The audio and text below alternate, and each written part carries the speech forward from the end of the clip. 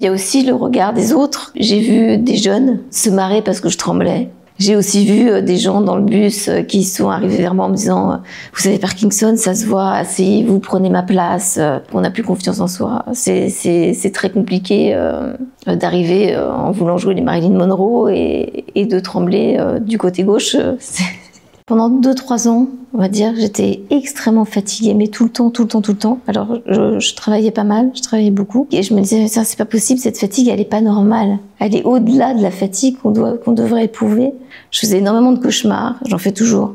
Et ça, c'est un signe, malheureusement, c'est un des signes de Parkinson qu'on retrouve chez les malades. Parkinson, c'est une maladie du système nerveux central. On dit qu'en réalité, j'ai 15% de plus d'avoir cette maladie parce que mon père avait cette maladie.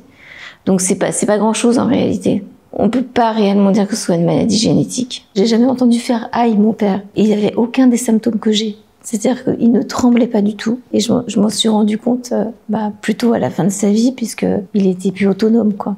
De mes 10 ans à mes 48 ans, j'ai eu aucun symptôme qui était vraiment assez présent pour que je m'en inquiète, en fait. À 48 ans, quand j'ai commencé à avoir ces symptômes, qu'un doigt tremble, ça fait pas mal. Ça gêne. Aujourd'hui, 10 ans plus tard, je peux dire que ça fait mal parce qu'en fait, ça tremble beaucoup plus. Et donc, comme ça tremble beaucoup plus, ça crée beaucoup de contractions musculaires. Et c'est les contractions musculaires qui font mal. C'est très fatigant de trembler, c'est un truc, c'est l'enfer, quoi. Et puis, il y a aussi le regard des autres là-dessus qui est très désagréable. On se sent regardé et en fait, on n'est pas bien. On fait un deuil de soi, c'est-à-dire que c'est fini la personne qui sera toujours en bonne santé, toujours pétillante, toujours dingue de faire tout. Et ce deuil, il passe d'abord par du déni. Au départ, il y a un truc non. Je veux pas être malade, donc je serai pas malade. Donc on fait tout et n'importe quoi pour se prouver qu'on ne l'est pas, y compris se faire même mal en allant faire trop de sport, etc. Et puis ensuite, il y a de la colère. Pourquoi moi c'est injuste? Qu'est-ce que j'ai fait dans ma vie pour pouvoir tomber malade de cette façon-là? Je peux dire que moi j'ai mis 10 ans à l'accepter véritablement.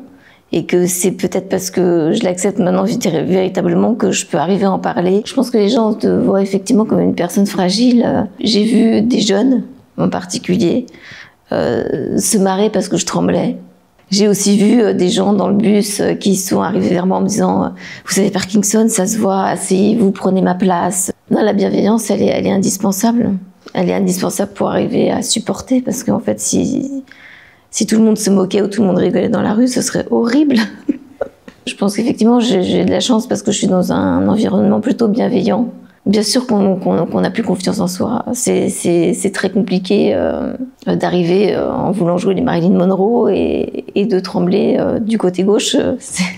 J'avais plutôt tendance à être une fille plutôt qui allait de l'avant et habituée à avoir des regards sympathiques. On a un problème qui est que on a beaucoup plus de mal à se projeter dans l'avenir avec une maladie que quand on est en bonne santé. Parce qu'on ne sait pas qu'est-ce qui va se passer. Est-ce que demain je pourrai encore marcher? Enfin, de ce que j'appelle demain, ça peut être 3 mois ou 4 mois. C'est très compliqué d'arriver à allier travail et maladie.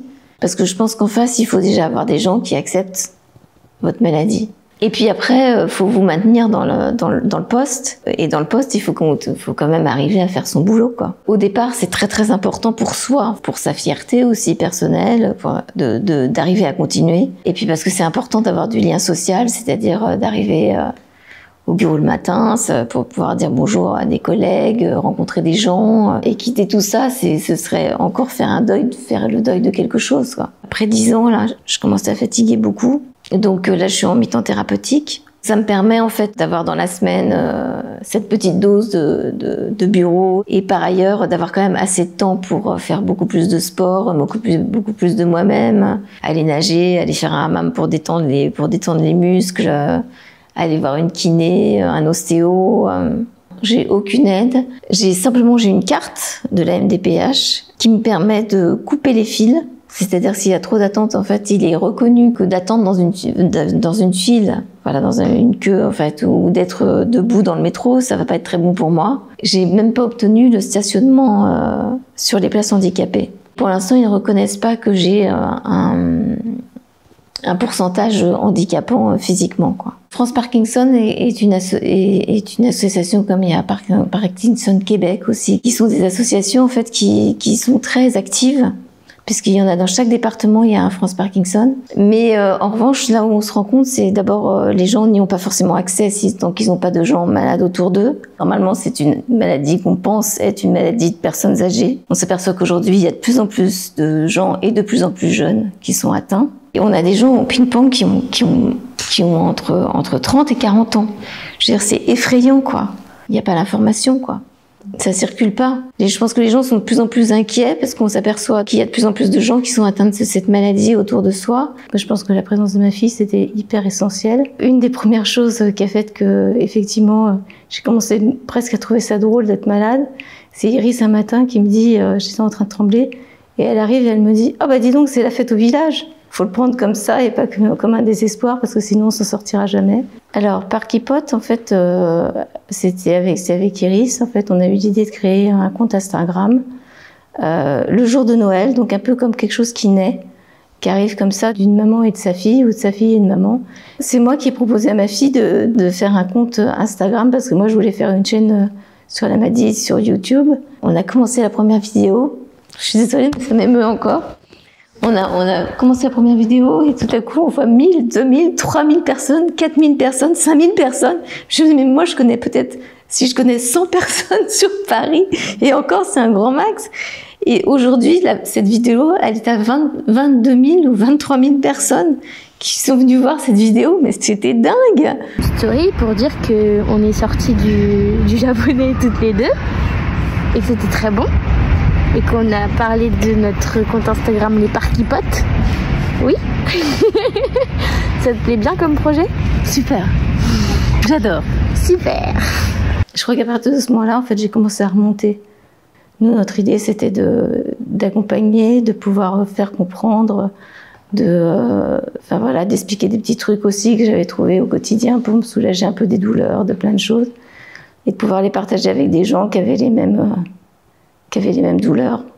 Et c'est juste un compte en fait sur lequel on espère pouvoir échanger, pouvoir faire comprendre, pouvoir parler de la maladie. À la naissance d'Iris, j'étais pas du tout malade. Ça s'est déclaré 11 ans plus tard. Moi, j'ai essayé d'être le plus discrète possible avec ma maladie. Et elle en avait conscience, mais elle était aussi discrète que moi. Et moi, je voulais pas la déranger dans son adolescence non plus, donc je lui avais dit, écoute, voilà, j'ai cette maladie qui s'appelle la maladie de Parkinson, mais je ne veux pas que tu ailles sur Internet chercher ce qu'on raconte sur cette maladie parce que je trouve ça affreux. Il y avait un lien qui était très très fort. Tout de suite, Iris, elle a eu énormément d'empathie pour la maladie et de gentillesse et de tendresse aussi. C'est très mignon parce que je me souviens d'une des phrases qu'elle m'a dites. Ah bah tu sais, c'est pas grave maman parce que comme ça, moi j'ai une maman qui est pas comme les autres. Je trouve ça super adorable à 11 ans de dire des choses pareilles. Moi, il se trouve que j'ai la chance d'avoir ce qu'ils appellent une maladie de Parkinson qui dégénère doucement, ce qu'ils appellent une maladie de Parkinson sage. C'est pas au point où d'autres se retrouvent, c'est-à-dire au bout de 10 ans à plus pouvoir marcher, à se retrouver plié en deux. C'est en fait les neurones dopaminergiques qui meurent parce qu'ils sont étouffés par une protéine qui s'appelle la protéine alpha-synucléine. C'est l'absence de ces neurones qui crée en fait tous les désagréments de Parkinson, enfin tous les symptômes de Parkinson. Je peux énumérer les miens déjà, mais il y a plus de 100 symptômes qui ont été listés, répertoriés sur Parkinson. Et en fait, chaque malade a un Parkinson. J'ai pas le même Parkinson que mes copains avec qui je vais faire du sport, par exemple. On va avoir des Parkinsoniens qui vont être très raides, juste raides, mais qui vont avoir aucun tremblement. Et moi, j'ai beaucoup de tremblements. Par exemple, j'ai tout le côté gauche, en fait, qui tremble. Et maintenant, du côté droit, je suis raide. Ça veut dire que j'ai un espèce de déséquilibre très bizarre. C'est-à-dire qu'à gauche, je tremble et à droite, je suis raide. Ce qui est vachement sympa. Surtout le matin. Ces maladies neurodégénératives, elles sont pas comme quelqu'un qui va être malade, qui va être dans un lit, à qui on va faire, ou alors un cancer, où on va faire une chimio. Et ça n'a rien à voir, quoi. Ça fait partie aussi des handicaps qu'on pourrait dire un peu... visible, invisible. Invisible parce que quand vous êtes on, c'est-à-dire avec les médicaments, on voit pas que vous êtes malade. Donc tout va bien. Donc olé, la vie est belle. Et puis tout à coup, ça devient visible parce que on se met à trembler comme une feuille et à partir du moment où on tremble, tout s'effondre à l'intérieur. Malheureusement, les médicaments font pas toujours d'effet au moment où on voudrait qu'ils fassent de l'effet. C'est des médicaments à prise régulière. Donc c'est une espèce d'horloge. Moi je fais 9h30 du matin, midi, 4h, 20h. Si j'ai envie de faire un peu la fête, minuit. Donc comme ça, là, je tiens jusqu'à 4h du matin, quoi, en gros. En fait, les médicaments, ils ont une vertu, c'est que ils camouflent en fait tous les symptômes parkinsoniens. Chaque parkinsonien pourrait te dire quelque chose de complètement différent sur les médicaments. C'est-à-dire que moi, j'ai encore la chance d'avoir des heures où j'ai l'impression d'être normale. Mais ça ne soigne pas la maladie. Ce qui fait un peu mal dans cette affaire, c'est qu'on se dit, je prends des médicaments. Ils me polluent quand même l'organisme. Faut quand même pas rêver, hein. Il n'y a pas de médicaments qui soient inoffensifs. Il y a beaucoup d'effets secondaires dans les médicaments, qui peuvent être des dyskinésies, d'autres tremblements, de la fatigue, de l'anxiété, de la déprime. Et on ne sait plus en fait si c'est la maladie ou les médicaments qui vous donnent ces malaises-là. Donc à un moment donné, tout commence à se mélanger et c'est compliqué en fait d'arriver à faire la part des choses. Petit à petit, en fait, je vois que certains médicaments marchent moins bien, donc on est obligé de monter les doses. Donc j'en prends pas plus, mais je prends des médicaments à dose plus forte. On est déjà dans la douleur.